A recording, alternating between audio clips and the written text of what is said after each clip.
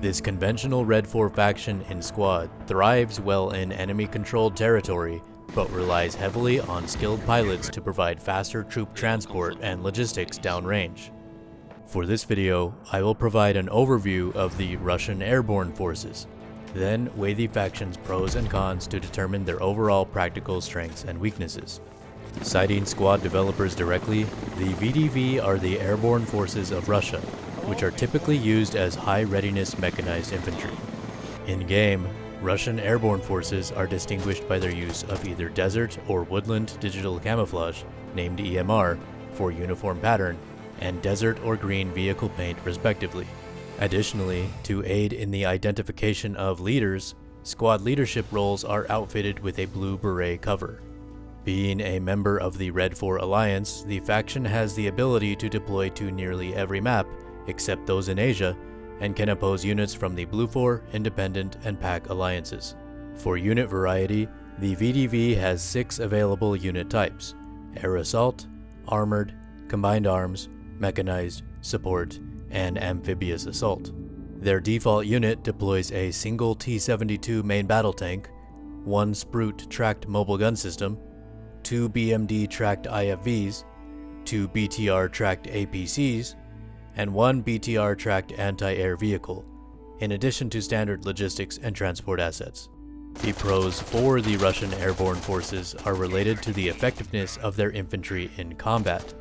First, the majority of their kits are issued newer generation AK platform rifles, the AK-12, which feature under-barrel grenade launchers for leadership senior rifleman roles. Second, currently the only kit in-game with access to a suppressed weapon, the exclusive Scout role intended to provide the team a stealthy reconnaissance operator, is issued the subsonic AS-Val short rifle. Third, also an uncommon pro, the effective range of their unit's long-distance shooter is upgraded with the Sniper Specialist role, fielding the bolt-action SV-98M, featuring a 10-round magazine and 6 to 10 times variable zoom optical sight. Next, primary anti-tank kits of the faction, though lacking access to the newer generation RPG-28, are issued additional rockets, both tandem and fragmentation rounds. Lastly, again a unique benefit, standard hand grenades of ground forces are replaced with RGO impact grenades that detonate upon impact with the surface rather than based on a timed fuse. Beyond the pros of infantry combat, the VDV has advantages in vehicle capabilities. First, nearly all of their assets are amphibious, including tracked logistics BTRs, and select units deploy the water-traversable BTR-ZD anti-air VIC. Next, most Russian airborne vehicles are relatively armored, and their versatile armored unit deploys 1 T-72 MBT featuring ATGM armament and 2 Sprute MGSs. Furthermore, their tank battalion is the only one in game with access to a helicopter for aerial logistics delivery. Finally, many assets feature passenger gunner seats, and commander seats often have mounted turrets. Additionally, periscope seats of the Sprute and BMD-4 include stabilization advantages. Moving on to cons of the Russian Airborne Infantry. First, their iron sights have a negative impact on combat effectiveness, as their machine gunner lacks a way to see targets from a distance, and the AK-12's ADS view is obstructed by sight posts. Next, what could be a positive depending on the need for operator discretion, the main weapon of leadership senior rifleman kits are not supplied tracer rounds for every 4th bullet like they are for most other factions. Now to cover the biggest disadvantage of the VDV's vehicles.